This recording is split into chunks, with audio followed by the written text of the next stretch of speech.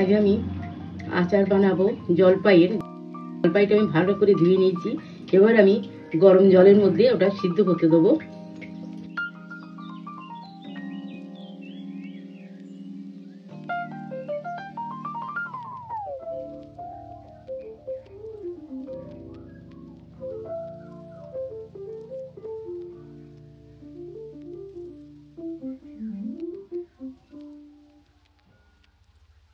জলপাইগুলো আমি সিদ্ধ করে নিলাম। এবার আমি নামিয়ে দিচ্ছি।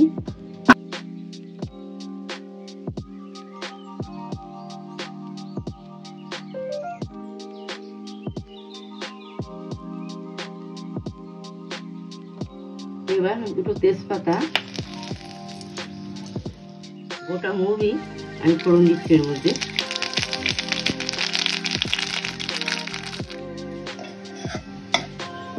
এবার আমলকিগুলো দিয়ে দিচ্ছি।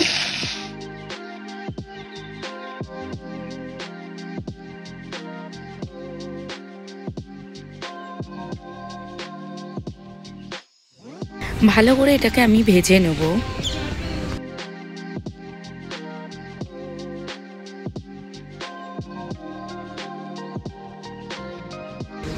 দেখুন ভাজা আমার প্রায় হয়ে এসেছে।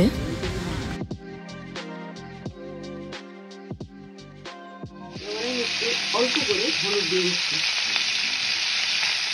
এবার দেখুন, এটা শুকনো লঙ্কা আর মৌরি আমি ভেজে গুঁড়ো করে নিয়েছি।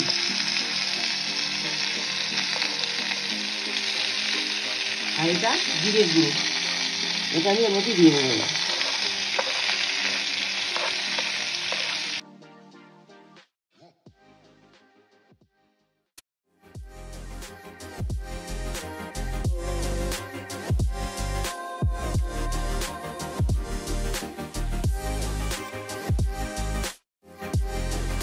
চিনিটা জ্বালিয়ে রস করে নেব।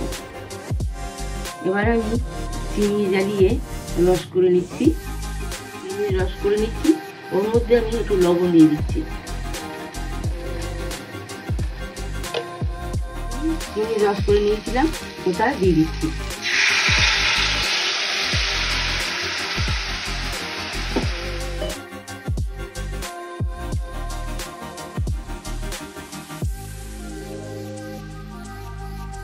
জলপাইয়ের আচার আমার হয়ে গেছে, এটা আমি এবার নামিয়ে নিচ্ছি।